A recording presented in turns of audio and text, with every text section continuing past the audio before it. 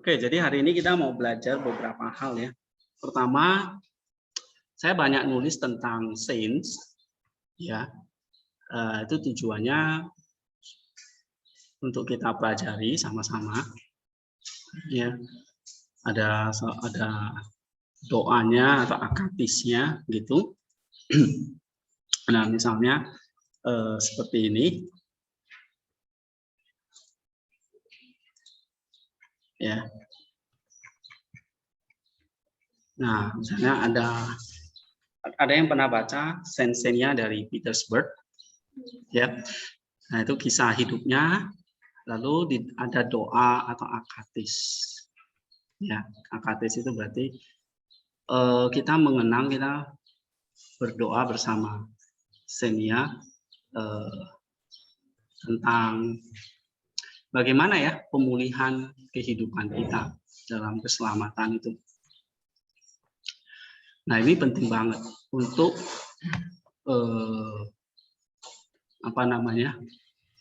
Ya, mereka adalah orang-orang yang sudah membuktikan diri gitu ya dalam mengikut Kristus. Nah, kita belajar dari mereka, kisah hidup mereka, apa perjuangan pergumulan mereka, gitu, ya. Karena di dalam tradisi Protestan tuh nggak punya, gitu. Ya. Apalagi misalnya Xenia dari Petersburg ini kan full for Christ ya. Full for Christ itu berarti memilih jalan miskin, bodoh demi Kristus. Ya. Nah, yang ada di Protestan itu kan semua orang pintar soalnya. Ya. Khotbahnya semua pintar-pintar. Tapi nggak ada yang milih jalan seperti Xenia itu yang bodoh demi Kristus. Ya. Nah, yang kita mau pelajari ini selain kisah hidupnya, tapi juga ada kayak semacam doa ya. Misalnya untuk Xenia itu, ini doa untuk mendapat pekerjaan, mencari jodoh, ataupun rumah, membangun rumah, atau untuk pernikahan yang lagi bermasalah gitu ya, ataupun untuk mental illness ya, untuk kecanduan-kecanduan tertentu, misalnya narkoba, pornografi, depresi atau kejiwaan, stres ya. Nah, ini adalah akatis seperti ini atau doa seperti ini adalah untuk ya, ternyata ada orang-orang di sepanjang gereja ini, kita nggak sendiri, mereka juga mengalami hal seperti itu. Dan mereka berhasil mengatasinya. Ya. Jadi kita punya banyak contoh, saksi, pertolongan Roh Kudus, ya. Dan kita mesti baca begitu. Nah, saya harap kalian tuh di sini jangan cuma ngisi otak gitu ya. Tapi apa namanya juga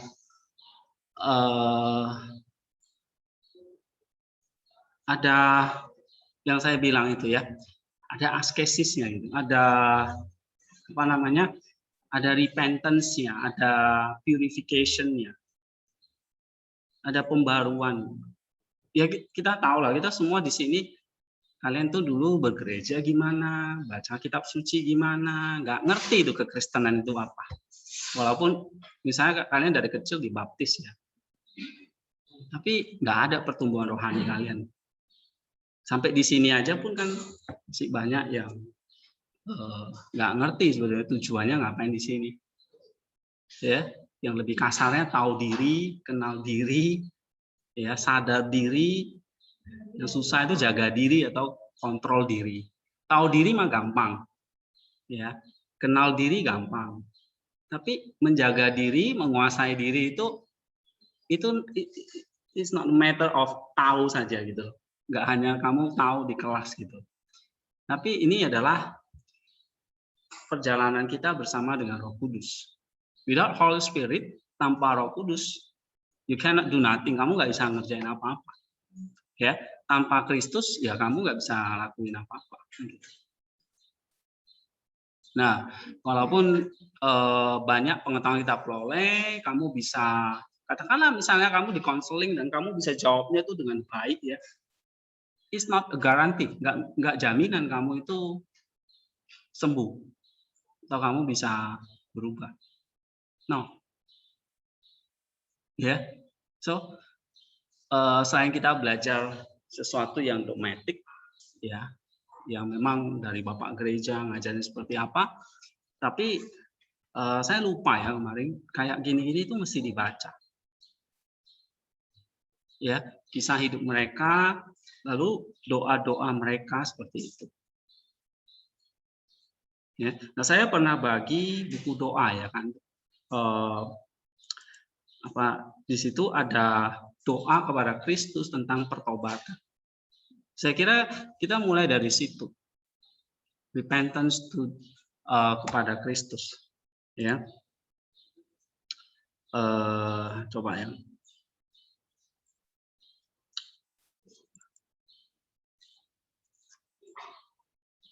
Saya pernah bagi ya, yang warna merah itu covernya.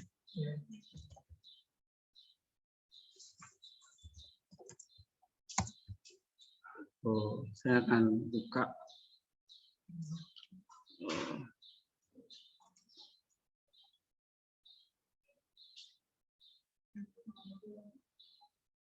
Terus itu gimana? Siapa yang perlu lagi ke bawah? Oke, suruh tunggu aja.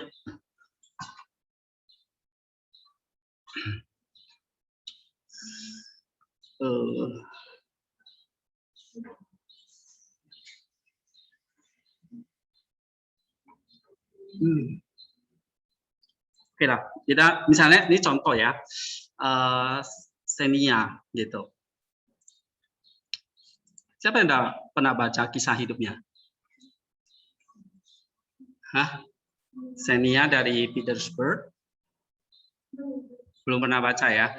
Nah, ini contoh kisah hidup, lalu ada akatisnya, ada pujian kepada dia, itu semacam biasanya pujian doa itu sama ya, kayak Mazmur lah gitu. Sebenarnya itu kan jadi lagu, tapi sebenarnya ungkapan doa kan. Nah, kita perlu katakanlah baca ya, mungkin baca aja kurang menarik, tapi kalau bisa baca itu enggak mending. Lalu dipujikan, dinyanyikannya ada contohnya nanti di YouTube ya, ada teksnya. Misalnya seperti ini ya, Xenia itu dia disebut full for Christ ya. Nah, dia hidup pada abad ke-18, tetapi sedikit yang diketahui tentang kehidupan atau keluarganya. Ya, abad ke-18 berarti sekitar 1700-an. Oke, nah dia hidup sebagian besar melewati hidupnya itu di Petersburg selama masa pemerintahan Pemaisuri Elizabeth dan Catherine kedua. Ya, Xenia Grigorievna Petrova ini nama lengkapnya. Oke, dia istri seorang perwira militer bernama Mayor Andrew Petrov. Ya, suaminya seorang tentara. Nah, lalu setelah pernikahan pasangan itu tinggal di Saint Petersburg ya, di Rusia, di daerah Rusia, negara Rusia. Xenia menjadi janda pada usia 26 tahun, pada usia 26 ya, ketika suaminya tiba-tiba meninggal di sebuah pesta. Lalu dia berduka karena kehilangan suaminya dan terutama karena suaminya meninggal tanpa ikut pengakuan iman atau perjamuan kudus di gereja ya. Nah, begitu kebahagiaan duniawinya berakhir, dia tidak mencari lagi, ya, dia tidak mau menikah lagi. Sejak saat itu, Xenia kehilangan minat pada hal-hal di dunia ini dan mengikuti jalan kebodohan yang sulit demi Kristus. Nah, itu maksudnya dia benar-benar hidup untuk Kristus, tapi memilih jalan yang bagi orang dunia itu bodoh. Oke? Apa? Ada ayat Alkitabnya enggak? Nah, dasar cara hidup yang aneh dan bodoh ini ada di dalam surat 1 Korintus. Ya, 1 Korintus 1 ayat 18 sampai 24. 1 Korintus 2 ayat 14, 1 Korintus 3 ayat 18 sampai 19. Tuhan memperkuatnya dan membantunya menanggung kesedihan dan kesialan dengan sabar selama 45 tahun ke depan. Ya, dia mulai mengenakan pakaian suaminya, bersikeras agar dia dipanggil sebagai Andrew Fedorovich. Ada tekanan. Ya, ini suami tiba-tiba meninggal, ya tentu depresi, belum bisa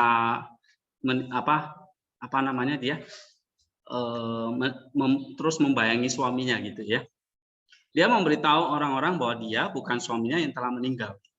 Dalam arti tertentu, hal ini benar, dia meninggalkan cara hidupnya yang dulu dan mengalami kelahiran kembali secara spiritual. Nah, dari sejak suaminya meninggal, dia baru ngerti gitu apa artinya lahir baru.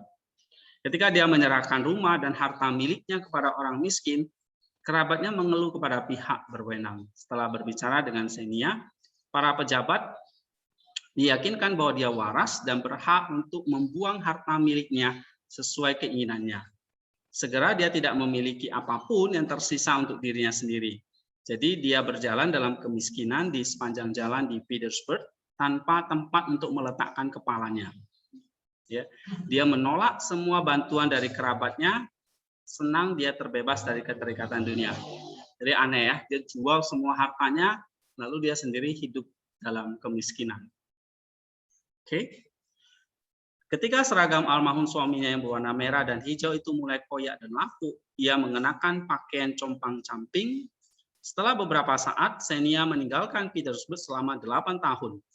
Diyakini bahwa dia mengunjungi para penatua dan petapa suci di seluruh Rusia untuk mencari pengajaran dalam kehidupan spiritual. Akhirnya dia mengunjungi Saint Theodore dari Sanaksar, yang adalah seorang prajurit militer. Hidupnya berubah sangat dramatis ketika seorang perwira muda meninggal di sebuah pesta minum. Ya, mungkin petugas ini adalah suami Xenia. Bagaimanapun dia mengenal itu adalah Saint Theodore dan dia memetik manfaat dari perintahnya. Kemudian Xenia akhirnya kembali ke daerah miskin di Petersburg, tempat ia diejek dan dihina karena perilakunya yang aneh.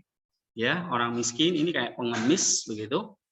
Terus dia menerima uang dari orang-orang, walaupun itu hanya sejumlah kecil, tapi dia gunakan untuk membantu orang miskin.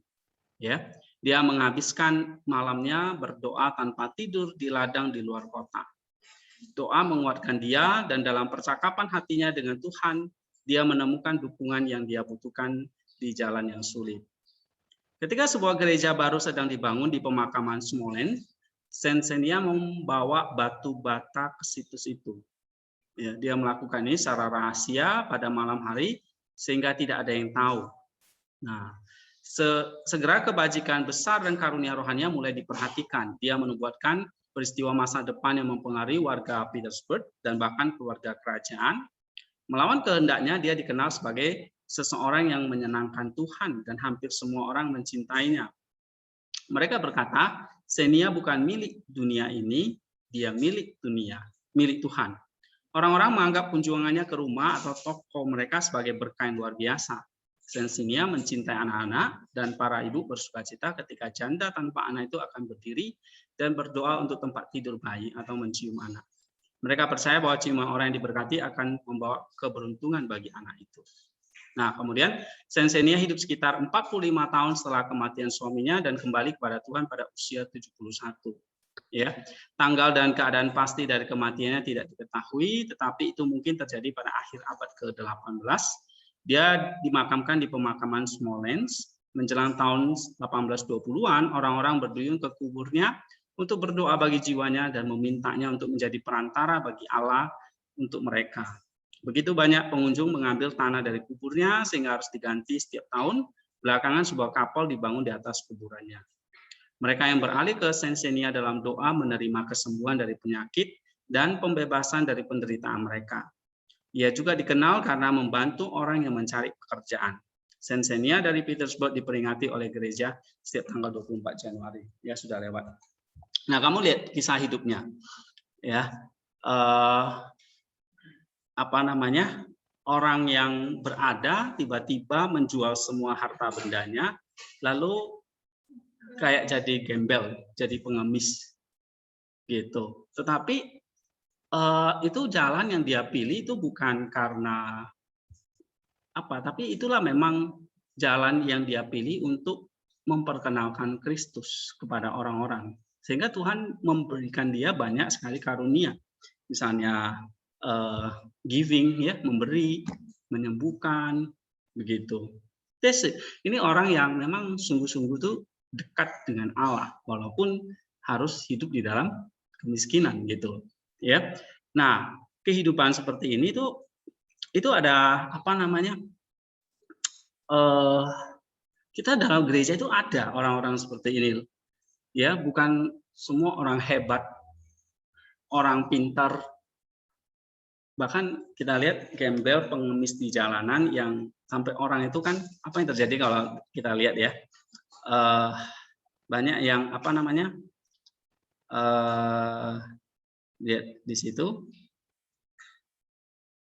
ya, dia menghabiskan malamnya berdoa tanpa tidur di ladang di luar kota, ya, terus berdoa, dia banyak diusir kan oleh orang-orang di situ juga karena pakaiannya dan sebagainya gitu. Nah, kamu lihat apa namanya, kisah hidupnya yang seperti itu kita nggak bisa lihat, wah ini orang yang apa ya, yang nggak kenal Tuhan atau jahat kan gitu ya, atau bau misalnya gitu. Tetapi ini justru orang-orang yang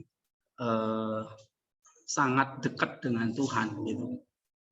Ya. Nah, ini contohnya. Nah, ini kalau di sini lebih lengkap tentang kisah hidupnya. Oke. Nah, Blessed Mother of Saint Ia, chosen favorite and full for the sake of Christ. Ya, dia jadi memilih jalan yang sempit. Ya, di Alkitab tuh Matius pasal berapa itu? Memilih jalan yang sempit, yang kelihatan bagi dunia itu bodoh. Oke, dia struggle dengan yang namanya patience, kesabaran, and suffering, penderitaan. Ya, tapi pada akhirnya dia menerima apa? Pujian, memory of praise. Sampai sekarang itu kalau dalam tradisi di gereja di Rusia itu setiap tanggal 24 Januari hymn ini yang dipanjatkan. Gitu loh. Ya, berarti udah lebih kurang udah 2 abad gitu. Oke. Nah, ini ada banyak nih pujiannya di situ. Ya. Nah, yang kayak gini kita mesti baca sambil berdoa. Oke? Kamu baca, kamu kalau mau kamu terjemahkan supaya kamu ngerti. Ya. Nah, misalnya di sini ini suaminya, setelah kematian suaminya, dia mencari kehidupan malaikat. Artinya kehidupan tanpa pernikahan. Malaikat kan tidak menikah. Malaikat itu tidak menikah, hanya melayani Tuhan. Nah, begitu juga dengan Saint Xenia. Dia menolak apa? The beauty of this world. Kamu lihat kata-katanya gitu. Luar biasa. Menolak apa? Kecantikan dunia ini.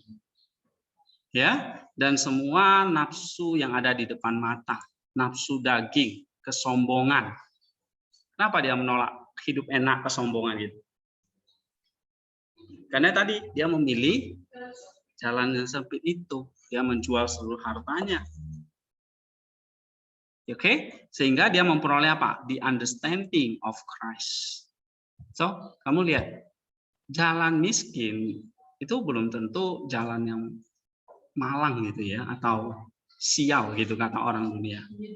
Iya, nanti kalau suatu saat kamu tuh jadi hamba Tuhan misalnya, kamu mesti menderita, hidup miskin, kamu jangan menyesal, aduh saya dari dulu ya harusnya nggak ambil jurusan teologi. Ya, harusnya dulu saya ambil jurusan apa ya, perampokan atau apa, supaya cepat kaya kan gitu. Oke, no regret. Ya kan, hari ini kan Pak Filipus yang keempat ya, memory eternalnya. Oke, dia bilang no retreat, no reserve, no regret. Ya, nggak menyesal, nggak mundur, dan nggak komplain gitu, nggak apa namanya. Ya, nah jadi kamu contoh Sensenia ini begitu, ya. Nah ini kita perlu di recharge gitu. Kalau hidup kita ini sudah sebentar-bentar mata duitan, kamu baca Senia, ya, gitu. Atau kamu ini kan juga doa untuk apa ya? Untuk job, spouse, home, marriage,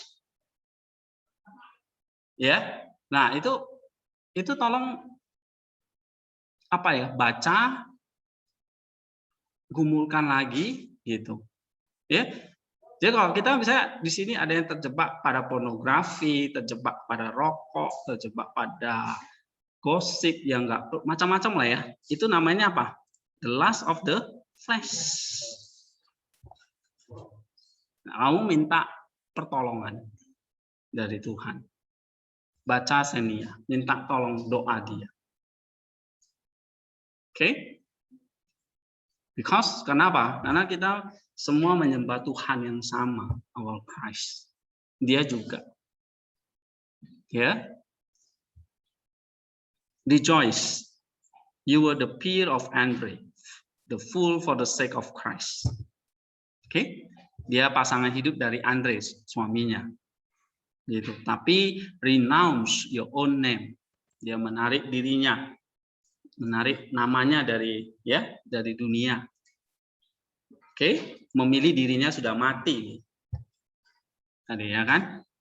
Nah, yang ada ini Senia yang baru, walaupun kelihatan bodoh dan mengambil nama suaminya Andre. Kelihatan apa? Ini bukan Senia, ini Andre ini. Memang Andre-nya mati kan? Dia pakai nama Andre yang sudah mati. Itu menunjukkan dirinya yang lama itu mati. Sekarang aku ini yang baru. Maka dia pilih tidak menikah lagi.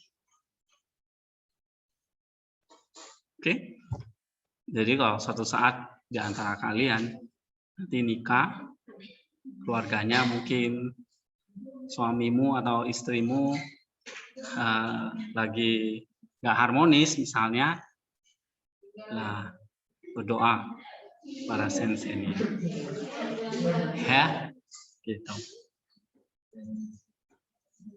Oke, nah kamu baca lagi nih. Your foolishness you have taught us to reject the vain wisdom of this age. Ya, kebodohannya itu mengajarkan kita justru menolak kesia-siaan dari dunia ini. Oke, good comforter of all who have recourse to you in prayer. Ya, nah dia apa namanya?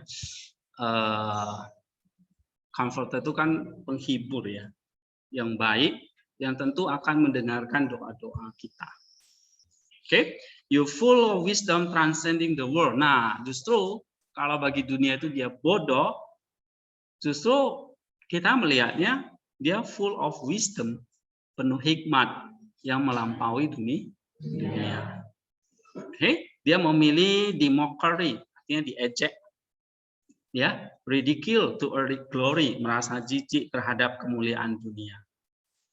Sehingga dia dimuliakan oleh Allah. See? Nah, ini loh, kita belajar teologi itu salah satunya juga mesti mengubah, ya. So this our life, hidup kita itu punya, tadi ya minggu lalu kita bahas punya jiwa dan tubuh, you see? Nah, kita nggak bisa hanya apa ya memikirkan tubuh ini saja, gitu. Ya memang tubuh ini perlu pakaian, makan, uang, ya, pasangan lah misalnya, atau apalah kebutuhan yang dicari oleh dunia ini. Dunia itu identik dengan kebutuhan tubuh.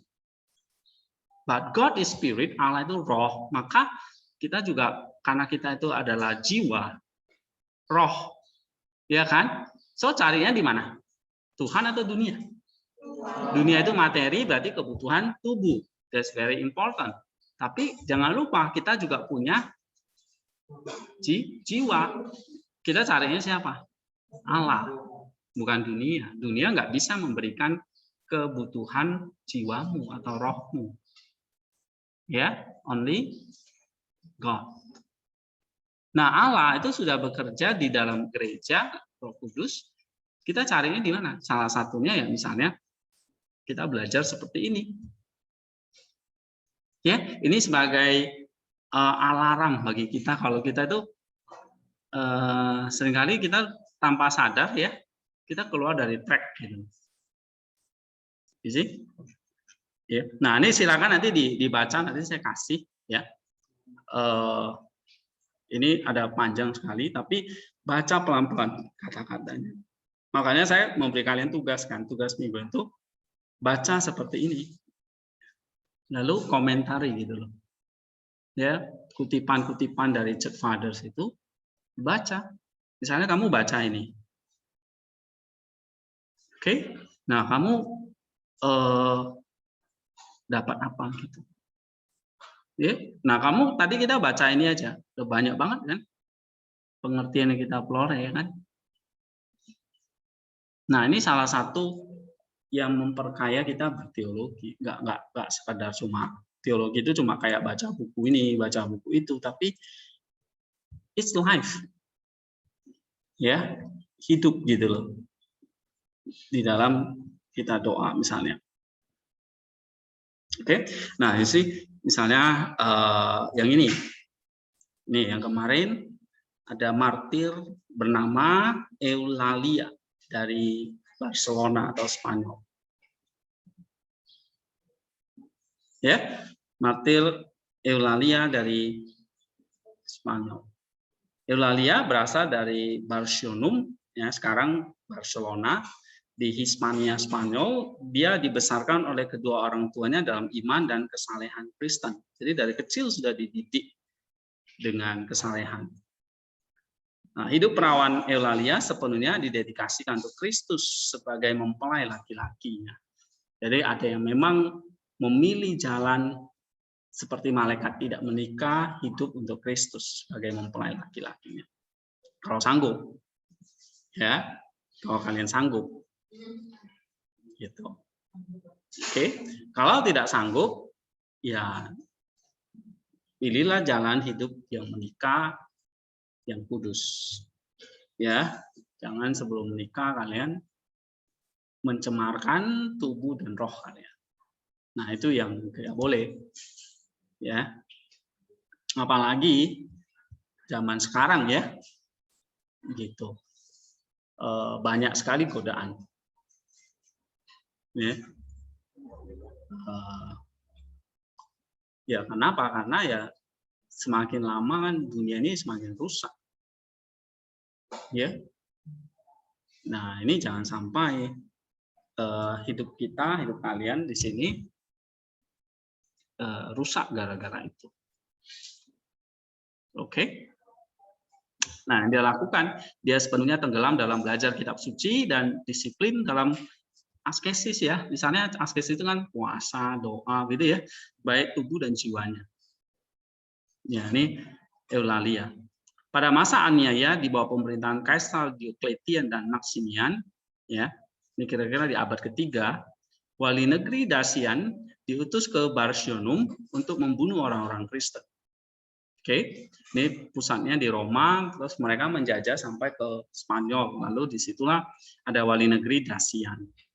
Ya, ketika Dacian yang tanpa ampun membunuh orang-orang Kristen di seluruh Spanyol dan kemudian datang ke Barcelona, Eulalia menyelinap pergi dari orang tuanya di malam hari, datang ke hadapan Dacian dan di hadapan banyak orang. Lalu Eulalia ini dengan berani menegur Dacian karena membantai orang-orang yang tidak bersalah.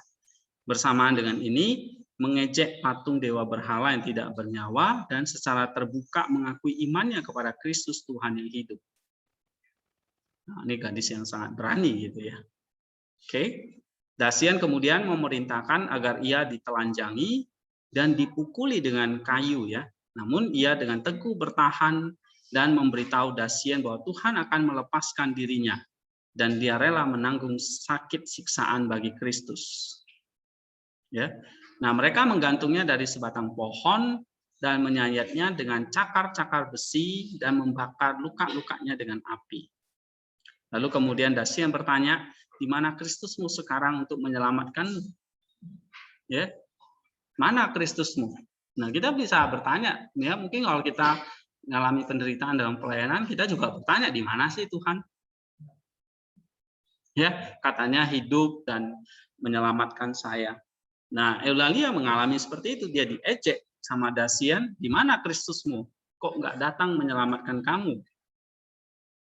Oke, lalu perawan Eulalia ini menjawab dengan baik sekali, dia ada di sini bersamaku, tetapi kamu tidak bisa melihatnya karena kenajisan. Luar biasa ya, ini seorang gadis yang sangat berani dan dia memberi jawaban yang tepat gitu. Ya. Dalam kesakitan luar biasa, Eulalia berdoa kepada Tuhan agar membawanya ke surga dan setelah doa ini ia menyerahkan jiwanya kepada Tuhan. Oke, disiksa sampai mati. Ia mati sebagai martir kudus bagi Kristus. Ketika dia meninggal, orang-orang melihat seekor merpati putih keluar dari mulutnya. Ya, pada saat itu salju tiba-tiba turun dan menutupi tubuh telanjang sang martir seperti pakaian putih. Orang-orang Kristen menguburkannya pada malam hari. Kedua orang tuanya meratap namun juga bersuka cita karena anak perempuan mereka diperhitungkan di antara para martir kudus. Ya, pada hari ketiga ada seorang Kristen yang kemudian menjadi seorang martir kudus juga, yaitu ada Saint Felix, datang dan menangis sedih di depan tubuh Eulalia yang tergantung. Dan di wajah Eulalia yang sudah tidak bernyawa itu muncul senyuman. Ketika mereka menurunkannya dari pohon itu, Saint Felix berkata dengan air mata sukacita, Ratu Eulalia, engkau yang pertama di antara kami yang memenangkan mahkota martir. Orang tua Eulalia datang dan bersama dengan orang Kristen lainnya dengan hormat menguburkan tubuh perawan itu. Eulalia menderita dan mati untuk Tuhannya dan masuk ke dalam sukacita abadi pada abad keempat. Ya. Gereja memperingati Eulalia setiap tanggal 22 Agustus kemarin. Oke, sih kehidupan Eulalia itu dan banyak ya contoh-contoh seperti itu. Ya, nah kita mesti kenal, baca yang kayak gini. Ya, lalu kita refleksikan gitu. Nah, yang saya mau tuh kalian coba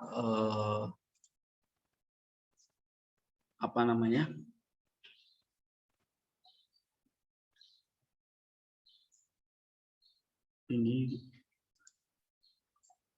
oke.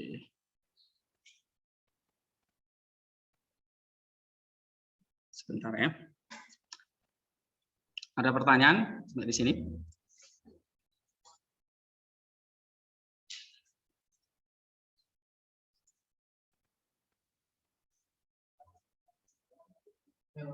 Ya. Pertanyaan saya sekilas dengan Sains ya. Kan dari saya dulu tadi kan dia rela miskin, dia menjual segala kekayaannya untuk memberikan Kristus kepada orang lain. Nah, pertanyaan saya sekarang dari kehidupan sains-nya ini di kehidupan sekarang, mengapa kita tidak bisa melakukan seperti ini? Kan kebanyakan kita ataupun ya pribadi kita lebih mengutamakan ego kita dulu. Nah, kenapa kita tidak bisa menerapkan hal-hal seperti ini ataupun dari kehidupan sains-nya ini kita jadikan sebagai cara kita untuk melakukan sebagaimana yang dilakukan oleh sains. Iya, karena tadi kamu nggak bisa melakukan apa itu hal yang menyenangkan Allah kalau kamu nggak hidup di dalam roh dengan Roh Kudus. Gimana kita bisa mengerjakan bareng dengan Roh Kudus? Kamu harus cinta. Tadi seperti Eulalia itu cinta dengan membaca kitab suci, dengan doa, baca misalnya. Oke, jadi misalnya kalian tuh ya dilatih untuk doa pagi, doa malam di STT ini. Nah, itu waktu kesempatanmu tuh untuk benar-benar devosi. Gitu. Ya. Tumbuhkan dulu rasa cintamu kepada Tuhan. Oke? Mungkin akan berbarengan dengan rasa cintamu kepada uang. That's okay. Tapi tumbuhkan terus. Ya. Nah, mungkin rasa cinta akan tubuh, uang, perempuan dan sebagainya itu pastilah. Kebutuhan tubuh itu pasti juga ada. Tapi perhatikan juga kebutuhan rohmu. Gitu loh. Jadi kalau kita nggak ada relasi dengan Tuhan ya, jangan harap kamu tuh bisa seperti itu. Jauh. Gitu. Ya. Walaupun kamu misalnya udah lulus nih, jadi hamba Tuhan misalnya, atau jadi pendeta, nggak menjamin kamu tuh bisa hidup. Iya. Malah mungkin kamu bisa memanfaatkan untuk banyak kan. Ya, jadi sebelum kalian jadi orang besar, ya, di sini jadilah orang kecil dulu. Diinjak-injak, dihina-hina itu nggak apa-apa. Ya. Kalau saya marah-marah kalian, hina-hina kalian, ya kalian lihat aja Xenia lah. Ya. Oke. Ya walaupun sakit hati ya kan. Gitu. Ya saya nggak peduli lah. Yang penting ini kebenarannya. Nah, ini anugerahnya ya saya kasih tahu.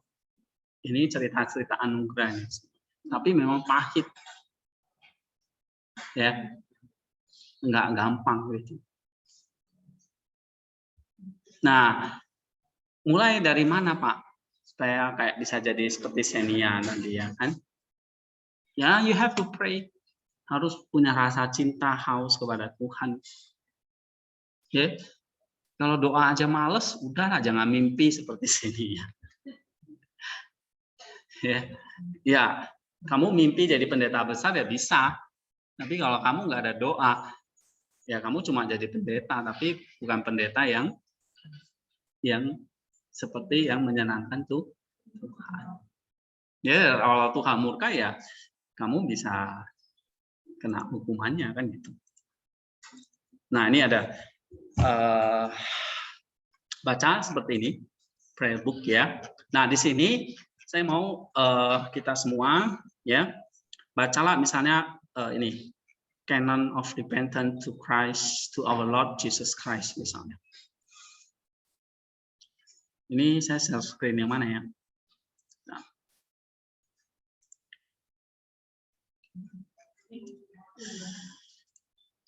Iya ini kenapa ya?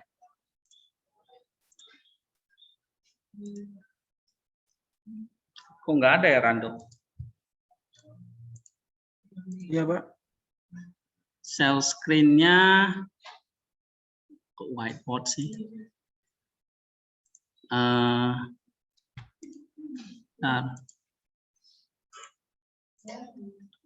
Iya ini ada error ya.